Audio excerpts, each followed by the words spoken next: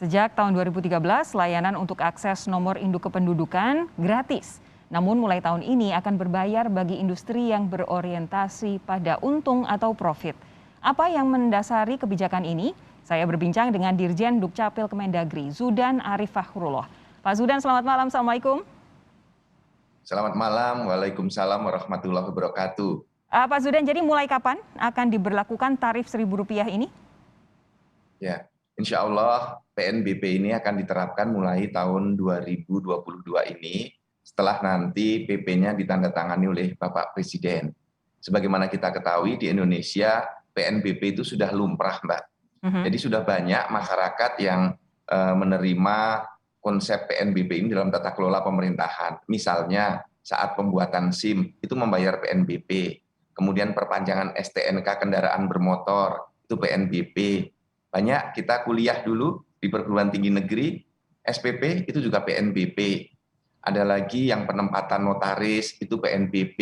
Kalau kita penelitian di Badan Pusat Statistik meminta data digital itu juga PNBP. Di pemerintahan sudah ada ribuan item yang diterapkan dengan penerimaan bukan pajak ini yang resmi memang dilakukan penerimaan ini untuk negara. Jadi PNBP di Indonesia sudah merupakan hal yang lumrah dilakukan. Oke, mungkin memang lumrah, tetapi untuk NIK kan baru akan berlangsung tahun ini. Nah, pertanyaannya kemudian, apa bedanya tahun kemarin dengan tahun ini sehingga NIK kemudian jadi bertarif aksesnya, dan kenapa Rp1.000? Ya, pertama dulu kita itu mulai berbagi pakai data tahun 2013. Ini lompatan besar di Indonesia yang dilakukan oleh Menteri Pak Gamawan Fauzi, itu pemikiran yang futuristik. Sudah meniru berbagai negara yang maju. Di tahun 2013 itu baru 10 lembaga, beban kita ringan. Kemudian 2015 saat saya jadi dirjen, itu 30 lembaga.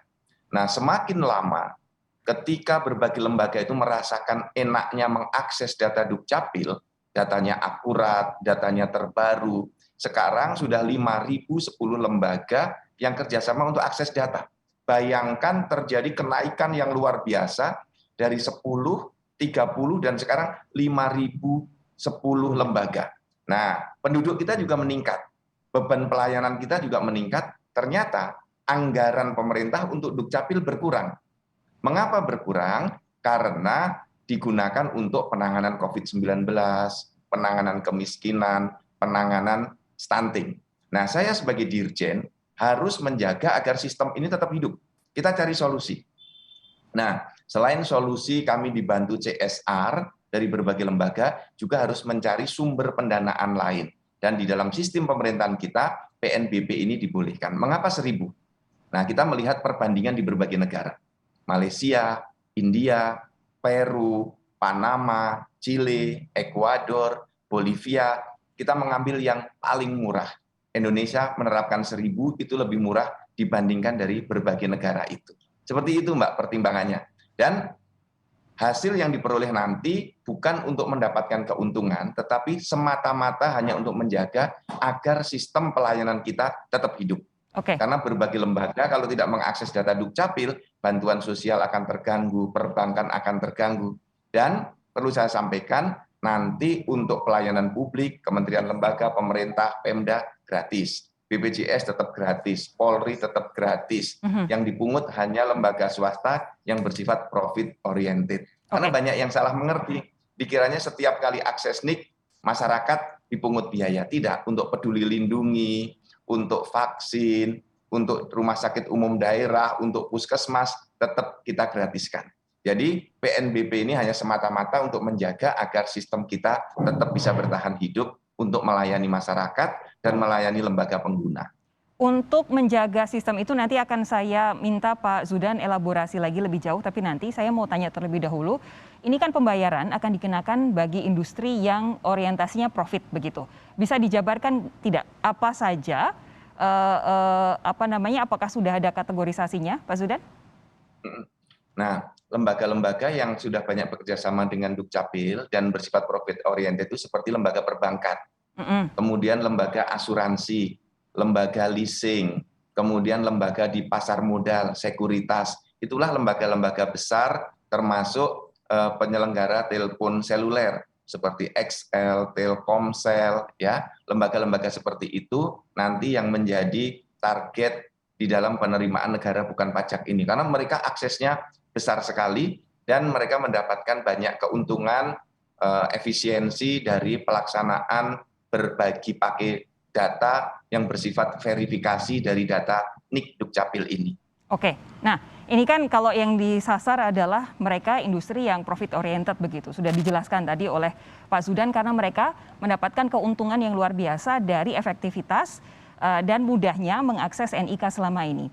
Tapi kalau kemudian ada kekhawatiran bahwa justru karena mereka ini profit oriented, beban biaya nantinya juga akan tetap dibebankan kepada mungkin nasabah, mungkin konsumen, mungkin orang-orang yang mendaftar ke asuransi. Bagaimana cara memastikan hal ini, Pak Zudan?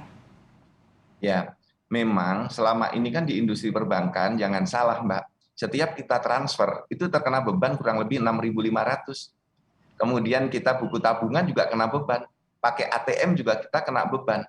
Dan bebannya itu jauh lebih tinggi dibandingkan beban akses NIK ini. Jadi setiap kali ada manfaat yang efektif, itu sangat wajar kalau masing-masing saling berbagi beban. Ini kan Jadi ada sharing cost begitu. Oke, tapi kan artinya tetap akan ada beban bagi masyarakat dan kalau Pak Zudan berharapnya kan ada sharing cost. Tapi apabila tidak, apakah pemerintah bisa melindungi konsumen dalam hal ini ketika pemerintah terutama Dukcapil ini niatnya adalah pengen perusahaan ini bisa sharing cost jadi tidak semuanya tarif ini dikenakan kepada konsumen. Ya, nanti ini kan akan terjadi persaingan di pasar. Siapa yang biaya-biayanya lebih mahal, pasti akan dihindari oleh masyarakat. Sehingga kita berharap servis dari berbagai lembaga itu tetap, tetapi biayanya tidak bertambah. Atau servisnya lebih baik, kemudian biayanya tidak bertambah. Karena begini Mbak, di dalam praktek di lapangan, siapa yang servisnya lebih bagus, itu masyarakat akan memilih. Pilihan-pilihan di masyarakat itu sangat banyak. Sehingga persaingan di pasar, siapa yang lebih murah, pelayanan lebih bagus, tentu itu yang akan dipilih oleh masyarakat. Saya sih tidak worry terhadap hal ini.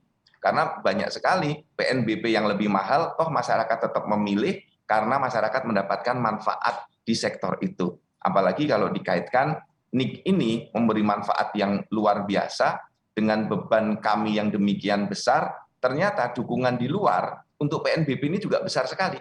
Oke. Jadi banyak sekali dukungan-dukungan kepada Dukcapil dari berbagai pihak, di media sosial, di grup WhatsApp, kajian-kajian yang mendorong, malah mempertanyakan begini, mengapa baru sekarang Dukcapil menerapkan PNBP? Mestinya sudah dari dulu, sehingga data center Dukcapil bisa lebih kuat dan pelayanannya dari dulu bisa lebih baik.